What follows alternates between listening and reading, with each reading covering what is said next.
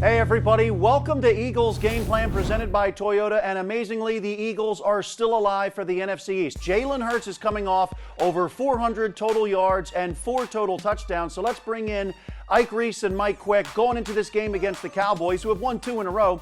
Mike Quick, what impressed you the most about what Jalen did, especially with his arm at Arizona?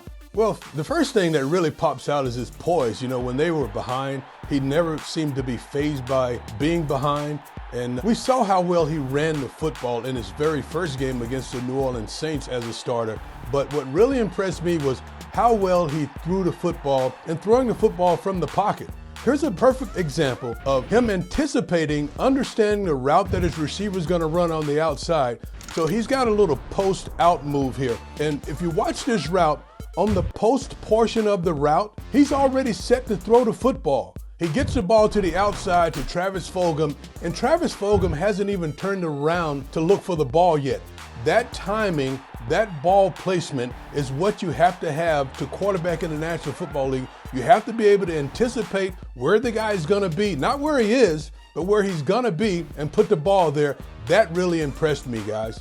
And Jalen Hurts had 7 pass plays of 20 or more yards. First time an Eagles quarterback has done that in over 2 years. So, Ike Reese, what impressed you the most about Jalen Hurts? Well, I think you watch that game and you watch him throw the ball. That's obviously the first thing that stands out to you that was different from his first start against New Orleans. His ability to throw the ball down the field was very impressive. But I also like his ability to run the football when called for. Obviously, there were some design runs in there, and you expect him to be able to make plays at times with his legs.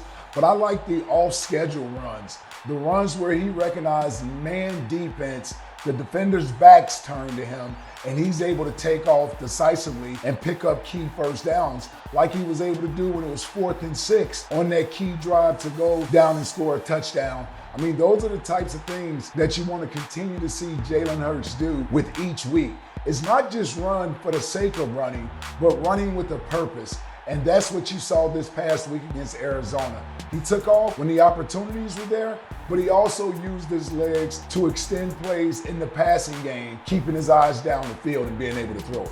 Yeah, Ike, you talked about his mobility, his athleticism. Just to let you know, the Cowboys 3 weeks ago gave up close to 300 rushing yards to Lamar Jackson and the Ravens. And earlier in the year, they gave up over 260 rushing yards to Kyler Murray in Arizona. So how are the Cowboys going to deal with Jalen Hurts? Here's Enemy Intel with Greg Cosell.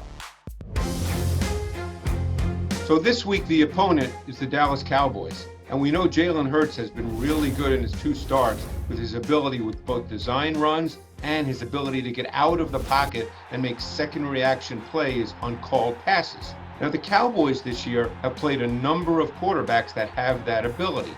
They played Russell Wilson. They played Lamar Jackson. And there have been some common themes in those games which one would expect to see against Jalen Hurts and the Eagles. Number one, they predominantly played split safety, and they play a lot of zone out of that split safety. But what they've done on 3rd down in particular is they've played a lot more man coverage. But they do it in a specific way because they don't want to allow a mobile quarterback like a Jalen Hurts to cleanly get out of the pocket and turn a 3rd and 6 or a 3rd and 7 into a 10, 11-yard gain and a first down. So 2 things we've seen them do is play cover 1, man coverage, but they'll do it with either an underneath lurk defender like a linebacker, or they'll do the version that we call one robber, where they'll play with a safety who drops down as a robber defender with a little more depth, but still in position to play the pass and also react with his eyes on the quarterback, and therefore able to react to the quarterback running if the play develops that way. And there was a great example of what I'm talking about with one robber coverage against Lamar Jackson and the Ravens a few weeks ago. This was 3rd and 6, and that's what I'm speaking about, 3rd down situation.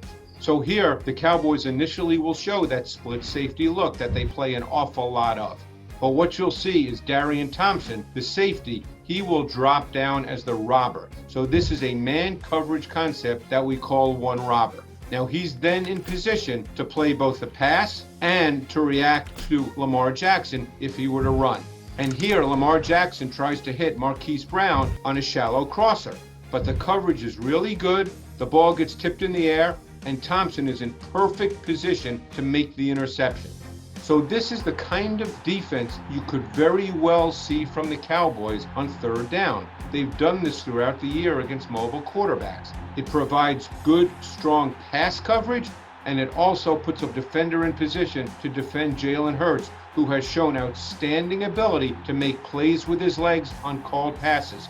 And that has become a really important part of the Eagles' offense the last 2 games. All right, yeah, going back to that first Eagles win over the Cowboys. Boy, these teams are really different, aren't they? Ben DiNucci was starting for the Cowboys, and for the Eagles, of course, they've made a quarterback change to Jalen Hurts, and Eagles didn't have Miles Sanders in that game. So, Mike Quick, what can you really take out of that Eagles win?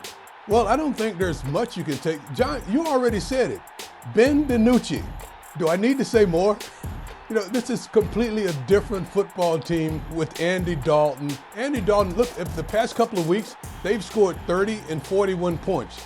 They have shown that they're a team that can score points. They're averaging around 24 points a game, but as of late, Dalton's getting this offense moving. They're a different offense, and certainly the Eagles are a completely different team. On the defensive side, they're showing a lot of different things when they don't have Slay as their number 1 guy to take away the top receiver. The teams are just different, and there's going to be a different ball game than the first time these teams met in Week 8. All right, well, something may be the same for Jalen Hurts, Ike Reese, because he's going to be facing some guys that he was teammates with in college. You got Trayvon Diggs at corner, C.D. Lamb, so there's some guys on the Cowboys who have familiarity with him. What is that like? Have you ever been in a situation like that facing some former teammates? Oh, sure. I mean, you talk about guys like Derek Mason, Muhsin Muhammad, Flozell, the Hotel Adams, even my former college quarterback in Tony Banks. I had a chance to face him at the pro level. And as former teammates, you're excited getting a chance to go up against a guy that you shared the field with before you were actually pros. You're excited for your former teammate. You want to see him do well, but you also want to do well against him. And I guarantee you, Jalen Hurts is still a little unfamiliar to the rest of the league. He only has 2 starts under his belt. So you best believe his former teammates are giving those Dallas coaches all that they can on the scouting report to try to help them against Jalen Hurts in this Eagles offense. All right, well, we know the Eagles can run the ball with Jalen Hurts and Miles Sanders. The Cowboys, they're giving up about 162 yards a game on the ground, worst in the NFL. So is that the formula this week, Ike Reese? Yeah, I think with the Eagles now being an offense that can beat you through the air and move the ball on the ground, you want to employ that running game. You want to keep that Dallas defense honest. Last week they ran the ball, but they also got down early, which put a lot of the offense on Jalen Hurts' back. It was great what he showed he can do with it. But for every quarterback, having a nice complementary running game to go along with that passing game makes that quarterback's life a lot easier. So I would expect the Eagles to continue to get the running game involved. Miles Sanders, Boston Scott, and Jalen Hurts also. Eagles Game Plan is brought to you by your local Tri-State Toyota dealers, proud automotive partner of the Philadelphia Eagles. NovaCare Rehabilitation, the power of physical therapy. Pepsi, your new official soft drink of your Philadelphia Eagles. And by the Pennsylvania Lottery. Pick up your Eagles Fast Play ticket today.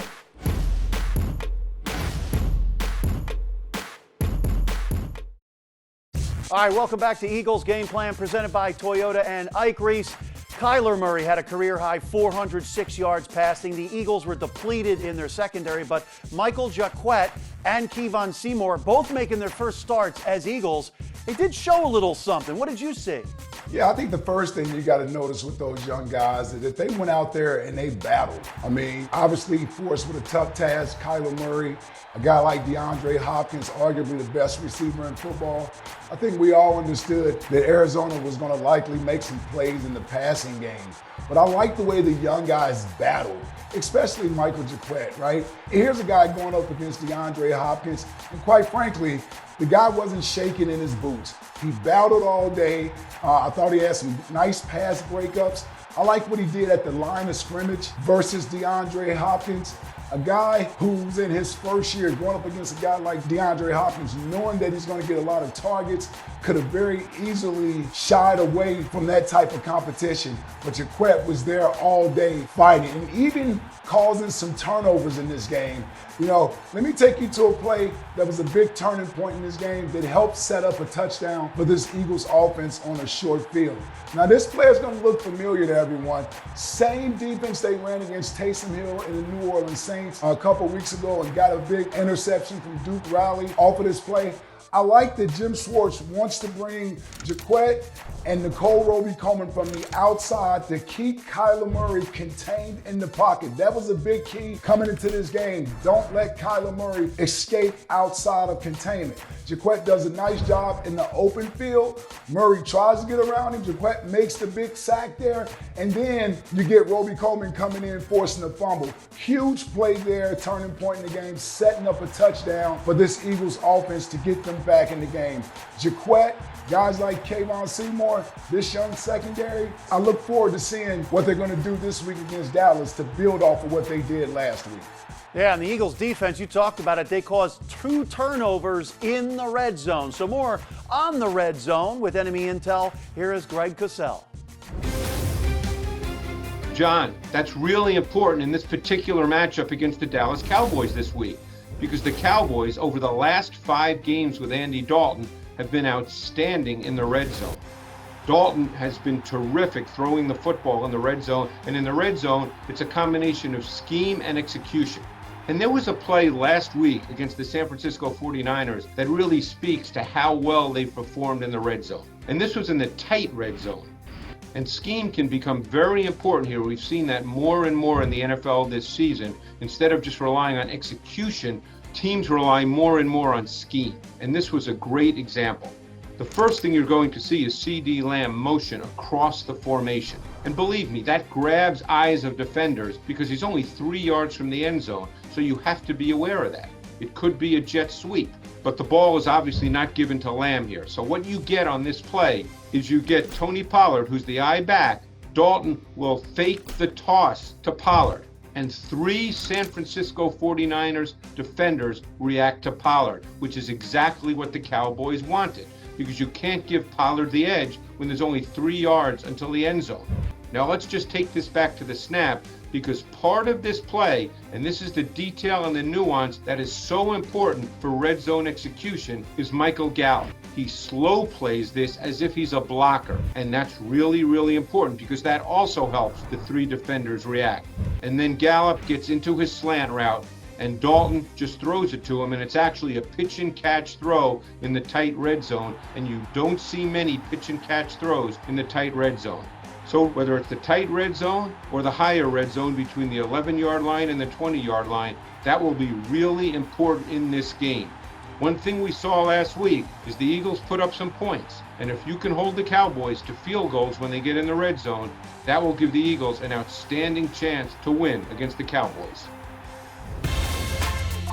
All right, thanks a lot, Greg. And this Eagles defensive front, they are really getting after it, especially at Arizona. We know the Cowboys offensive line really banged up to give up a lot of sacks. So, Ike Reese, what are you loving about what you're seeing from this Eagles defensive line?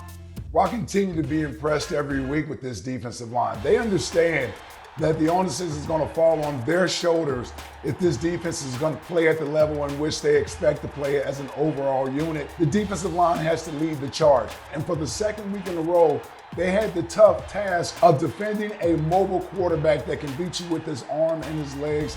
Successful against Taysom Hill in the running game last week. I thought they also did a great job against Kyler Murray and not allowing him to basically extend plays with his legs. And it started with those 3 guys in the interior. Fletcher Cox, Javon Hargrave, and Malik Jackson. They led the charge, being disruptive, getting at the Kyler Murray, even putting hits on him. I thought those guys were tremendous up front, which allowed for the rest of the defense, at least in the running game, to sort of slow this Arizona Cardinal offense down. And Mike, quick, when you see that Eagles defensive line and what they're doing, what is a matchup you're looking for on that Eagles defensive line versus the Cowboys O-line? Well, I really like the trio that Ike mentioned, Malik Jackson, Fletcher Cox, and Javon Hargrave. But the guy opposite Fletcher Cox, he's really starting to show that he understands this defense now. Javon Hargrave is starting to really be disruptive, getting up the field, doing the things that you want to see the guy opposite Fletcher, because if Fletcher's getting the double team, you want a guy who can be disruptive. Javon Hargrave is starting to show that. He's comfortable in this defense, and I think he's going to be a huge factor in this game on Sunday, guys.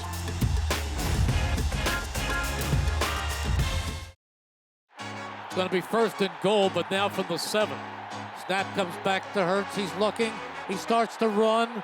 He cuts back. He dives forward. He lunges. He is in for the touchdown. Hurts with his first rushing touchdown in the NFL. Yeah, sometimes athletes just have to be athletes. This is a play that breaks down, but he sees an opening in the middle of that defense. He takes advantage of that opening. He gets stopped right about the 2-yard line, but then he just lunges forward to get into the end zone.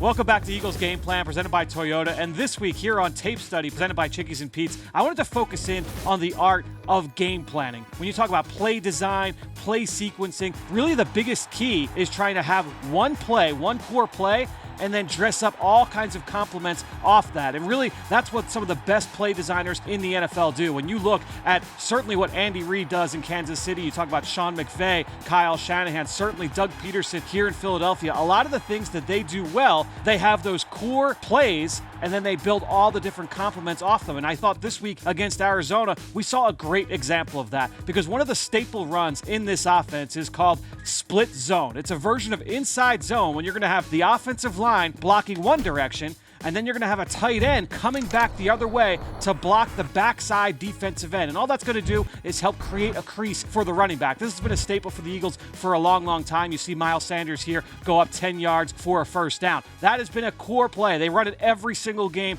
multiple times a game. But in this game, we saw a lot of compliments off of that. A little bit later, you're going to see that same action, right? You're going to get the offensive line blocking to the left. You have the tight end coming back to the right to block the defensive end. At least that's what the defensive end thinks, because instead of blocking him, the tight end is actually going to release up to the second level. Jalen Hurts keeps the football and runs past the defensive end, gets up to the second level, and he runs for a first down. So you have a designed quarterback run off of that same split zone look. Now, go to early on in the football game, and you're going to see one of the little wrinkles they added to their split zone run was the use of an orbit motion, a wide receiver moving in motion from left to right in the backfield. And here, you're going to see what that does to that backside linebacker. So ultimately, you're blocking the backside defensive end with Dallas Goedert, and you're blocking essentially that backside linebacker with the receiver in motion. Look what that does. It creates a really nice gap right there for the running back, Miles Sanders, and he plunges forward.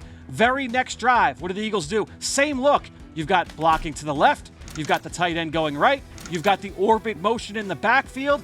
This time, though, it's not going to be a handoff. They go with a screen pass, and this goes 26 yards for a first down. So ultimately, when you look at this split zone run here for the Eagles in this game, what did we see? We saw Miles Sanders carry the ball. We saw Jalen Hurts carry the ball. We saw an end around to Jalen Reagor. We saw the screen pass to Miles Sanders. We saw all different variations. For the defense, it all looks the same. For the offense, you're able to get the ball to a variety of playmakers, and that is the epitome of good play sequencing. Really good example of that this week by Doug Peterson, Jeff Stoutland, the entire Eagles coaching staff. Really nice job. Excited to see these kinds of things on film on a weekly basis from this Eagles offense.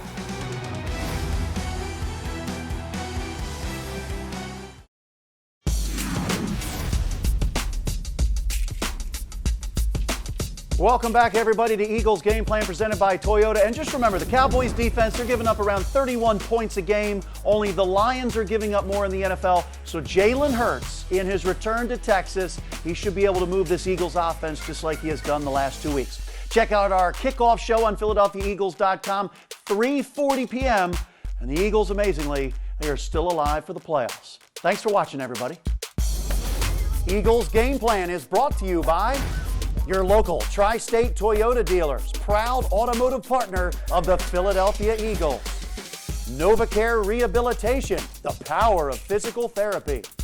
Pepsi, your new official soft drink of your Philadelphia Eagles. And by the Pennsylvania Lottery. Pick up your Eagles Fast Play ticket today.